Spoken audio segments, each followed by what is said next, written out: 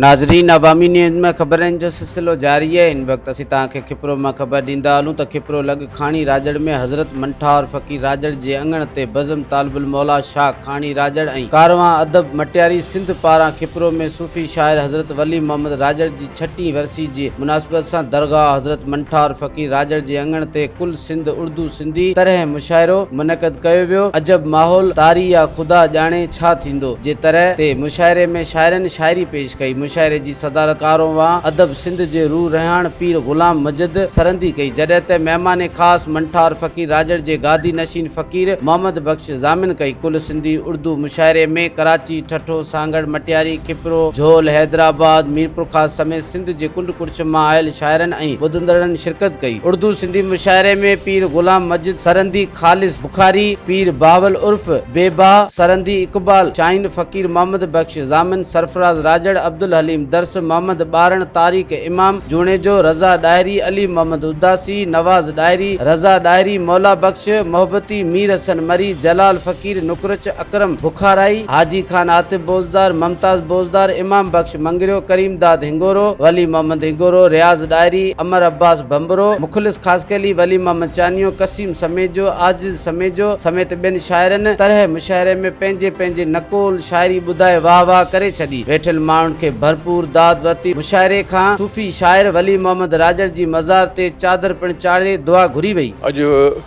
बाबा साईं फ़कीर वली साईं अली रहमत जन जी छठी वरसी मल्हायूं पिया। उर्दू सिंधी मुशाइरो ही पहिरियों दफ़ो कोन रखियो वियो आहे। हिन खां अॻु में आल सिंध उर्दू सिंधी मुशाइरा थिया हिते, उन में गेप पइजी वियो इलाही। उर्दू सिंधी मुशाइरो हिकिड़ो मोहबतुनि वधाइण लाइ, हिकिड़ो भाईचारे लाइ, हिकिड़ो हिते सभु उर्दू सिंधी पाण सभु भाउर आहियूं। उर्दू बि क़ौमी ॿोली आहे, सिंधी बि पंहिंजी अबाणी ॿोली आहे, त उहे गॾिजी हिक ॿिए सां उर्दू वारनि खे सिंधी में लिखण जो मौक़ो मिले, सिंधी वारनि खे उर्दू में लिखण जो मौक़ो मिले, या हिकिड़ो सुठो मोहबत वारो माहौल जुड़े। पंहिंजी मंठार फ़कीर अकेडमी तरफ़ां अॼु खां 20-22 साल अॻु में 2 हिते आल सिंध उर्दू सिंधी मुशाइरा थिया। ऐं ॾाढा कामयाबु विया इलाही, जंहिंमें इलाही शाइर कराची खां, ॿियनि पासनि खां, नवाब शाह खां, शहदादपुर खां, ॿियनि ज़िलनि खां, ऐं अॼु बि अल्हम्दुलिल्लाह सुठो मुशाइरो थी वियो आहे। सदाईं मज़ाहिमती शाइरी थींदी रही आहे हर मोड़ ते, हर मौक़े ते, ऐं सिंध जे शाइरनि पंहिंजी मज़ाहिमती शाइरीअ में पाण मञायो आहे। सिंध जे मसइलनि ते, मुल्क जे मसइलनि ते, माण्हुनि जे मसइलनि ते। ऐं सम्झां थो त असांजो शाइर पोइते कोन्हे, ऐं अञा ताईं उहे मज़ाहिमती शाइर जेके अव्हांखे अॻे दौर में बि नज़र आया हूंदा, हिन दौर में बि नज़र अचनि था। ईअं त कोन्हे त को शाइर सिर्फ़ु अहले हुकूमत जो को सनाख़ा हुजे या हर हुकूमत जूं साराहूं कंदो हुजे, ईअं कोन्हे।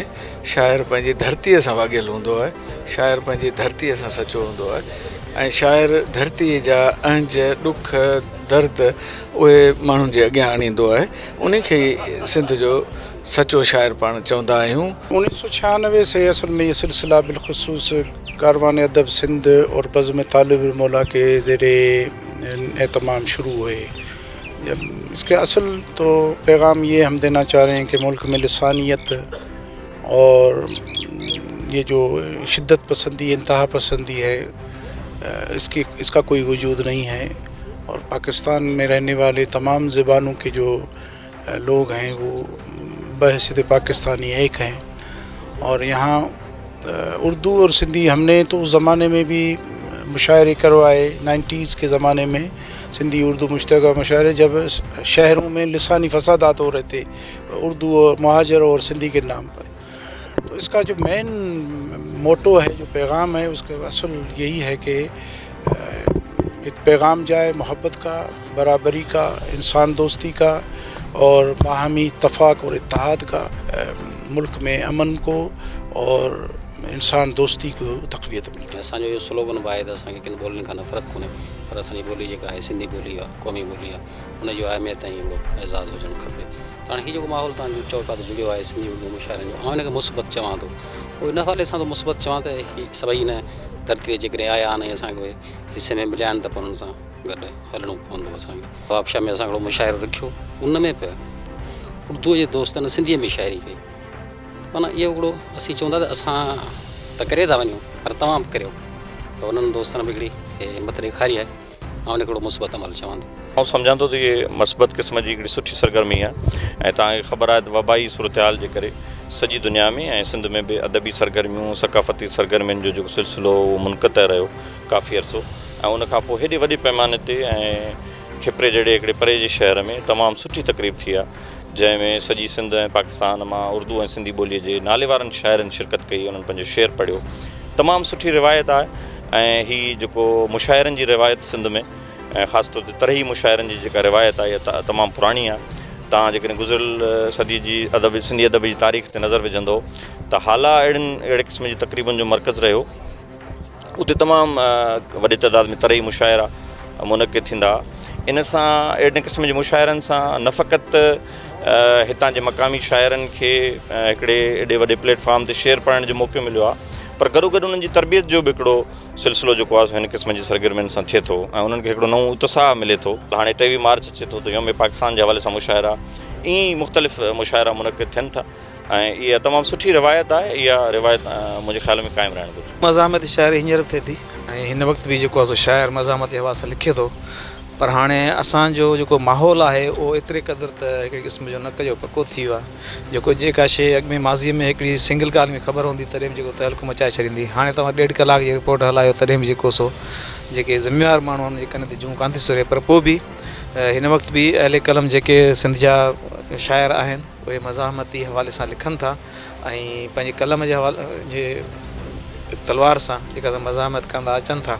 ऐं अॼु बि तव्हां ॾिसो त जेको सिंधी उर्दू मुशाइरे जो जेको रिवाज़ तव्हां ॻाल्हि कई त ख़तमु थी वियो आहे, त वाक़ई इहो पहिरीं तमामु घणो हुयो ऐं हाणे मुशाइरनि जो इहो रिवाज़ जेको आहे सो तमामु घटि आहे ऐं बज़ में तालुम मौला खे ऐं ॿियनि दोस्तनि खे शाबाश आहे जिन हीउ उर्दू सिंधी मुशाइरो कराए ऐं इन ॻाल्हि जो हिकिड़ो पैगाम ॾिनो आहे त अॼु बि बाज़ोक माण्हू ॿुधंदड़ माण्हू ऐं अहले कलम माण्हू ऐं शाइर माण्हू जेको सो चाहिनि था त अहिड़ो माहौल जोड़िजे जंहिंसां शाइरी वसीले ऐं लफ़्ज़नि जे वसीले पंहिंजे मुआशिरे में सुधारो आणे ऐं पंहिंजी धरतीअ लाइ कुझु करणु घुरिजे। अॼु हिते दरगाह मंठार फ़क़ीर अले रहमत ते फ़क़ीर वली मोहम्मद जी ॾियारे जे हवाले सां ऐं हिकिड़ो बहितरीनु मुशाइरो आल सिंध सिंधी उर्दू मुशाइरो रखियो वियो आहे ऐं तमामु सॼे सिंध जा बहितरीनु शाइर आया आहिनि ऐं हीअ हिकिड़ी असांजे मुर्शिद सां लाॻापियल मखदूम तालिबुल मौला जे वक़्त खां वठी ऐं साईं अमीन फ़हीम ऐं साईं क़िबला जमील साईं जी ख़ासि नज़र आहे दरगाह मंठार फ़क़ीर ते, उते ई बहितरीनु मुशाइरा थियनि था ऐं इंशाअल्लाह थींदा रहंदा। ही मुशाइरा त पूरी सिंध में थींदा रहंदा आहिनि, पर असां वटि फ़क़ीर मंठार ते जेके मुशाइरा थींदा आहिनि जंहिंमें सिंधी जा वधीक थिया आहिनि, उर्दू में को लिखी अचे थो दोस्त। बहरहाल ही मुशाइरो जेको आहे सो गॾियल मुशाइरो आहे सिंधी उर्दू जो, हिन खे ॿुधी अञा त उर्दू जो शेर कोन ॿुधो अथऊं, पर थी सघे थो को ॿुधाए बि वञे, पर हेड़ा मेड़ा का ही मोहबत जूं ॻाल्हियूं शाइर तर्जुमानी कंदो आहे दुनिया जे माण्हुनि जी। शाइर खे 4 ॻाल्हियूं ज़हन में रखणियूं आहिनि, वसियत, नसीहत, हिदायत। जेकॾहिं इहे अॻियनि खे न ॾेई सघियो त पोइ शाइरी करण जो उनखां को बि कोन्हे को। पंहिंजो दिलि जो आवाज़ त पहुचाड़ियो कंदो, पर इहे ॻाल्हियूं ज़रूरी आहिनि शाइर लाइ। मज़ीद खबरों और तफसीलात के लिए विजिट करें हमारी वेबसाइट www.awamiNewsHD.com।